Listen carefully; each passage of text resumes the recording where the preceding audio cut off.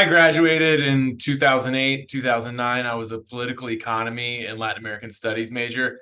I focused all the research I did mostly on monetary policy research, especially in like Brazil from the 90s and studying hyperinflation and what happens when currencies collapse and central banks are kind of at war with each other. And so watching the events of 2008 unfold is where I really got the motivation, the inspiration to start looking for a career in fintech. Um, I just saw this as sort of like an opportunity to work in improving financial inclusion, like looking at like Celso Greco was someone that I looked at, and um, in some of like the microfinance work that was being done in India to sort of be like the bankers to the poor. Um, and as my career has sort of progressed in fintech, it's become apparent to me that a lot of these motivations that I had to kind of go save the world through entrepreneurship, it were like totally misguided. Just honestly, from my own personal background and sort of like a messianic approach to career, and yeah, just a view of myself as like being a part of that world changing force. And I have been so wrong about that, and how so often that like false altruism is just like an effective way to rationalize greed to ourselves as tech workers, especially in fintech. And so, I found myself recently sort of like wondering, how do I plan on continuing in this field, and how could I actually be of service to others and find some sort of fulfillment through career? Because this pursuit of um, being the world's savior through fintech was, like, as ridiculous as it sounds to say that out loud now, ultimately it wasn't working for me. Like, I didn't ever get over that hump in entrepreneurship of having a successful venture. And I mean, quite the opposite, ended up like burning a ton of friendships and professional relationships, stemming from my own view of my own self, my view of my own self-importance. So here I stood, right, sort of like looking for help, inspiration again, 15 years after graduating.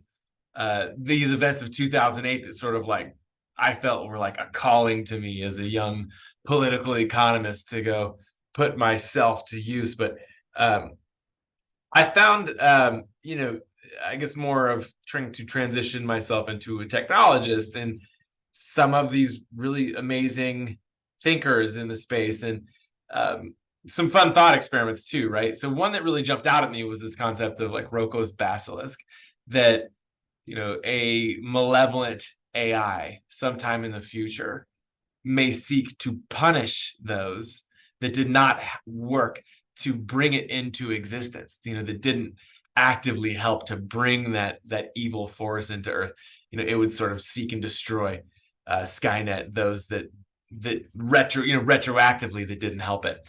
I mean, and even just speaking about this right now is putting more content on the internet, which will therefore then make that opportunity more likely, that outcome more likely, that this malevolent AI would sort of like get this idea.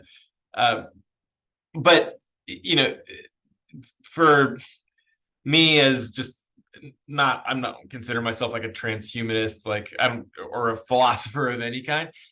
Just someone who's using these thought experiments to try to figure out, like, what can I do with my life energy to try to be of value to others and find some fulfillment in that. And so, yeah, this thought experiment was sort of helping me reflect on my role in fintech, especially this motivation I've had of financial inclusion, right? And I think something that's made me realize is, in looking in my approach to financial inclusion historically, it's been very much like from the perspective of like a central bank, or someone who is included, looking to reach out to others that are like suffering, because they're not a part of this glorious system of digital banking and financial service that we are so lucky to have. And um, I wonder if that's exactly the opposite, right? That if I'm exactly wrong in that, and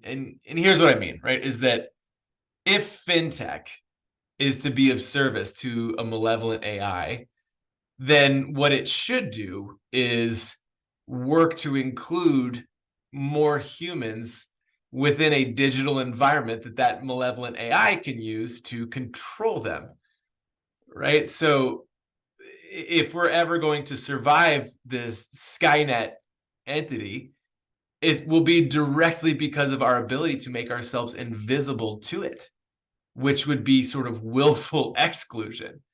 So, and again, I'm not like trying to prophesize here about where I think this is headed, or even contribute it to this. Again, it's really just sort of like a meditation on where can I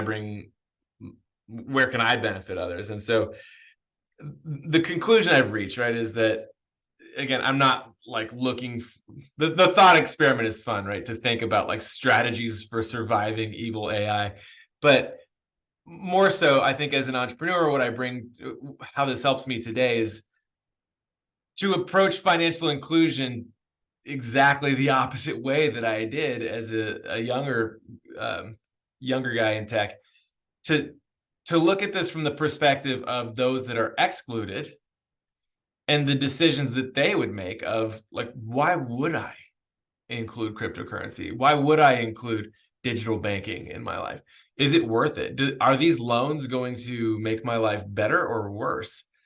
Given that, I forget the numbers, like 2 billion people on Earth like don't have access to just like basic checking accounts or digital services, and so they're like in mass moving towards like digital wallet services and kind of like these alternative payment methods.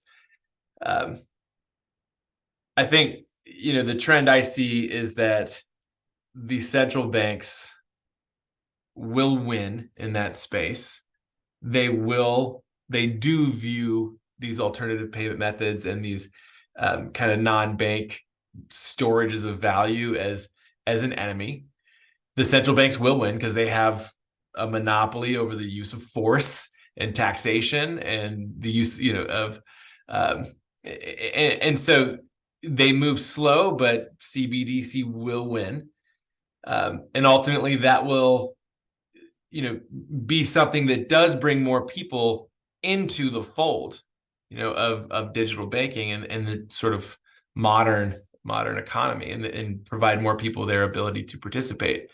But will that be a force for good? I don't have an answer for that, but I do think that there's a lot of good work that can be done, right, in developing products, whether they're in fintech or AI or just whatever it is, but just building from the assumption that perhaps there are some humans that should and could stay excluded from these services, or at least only include these services in like the most minimum effective dose, and how can we sort of use that to inform product philosophy? So yeah, I hope that helps, or you guys find that insightful at all. Again, I'm Dick with Goku. Reach out if we can help at all. Thanks.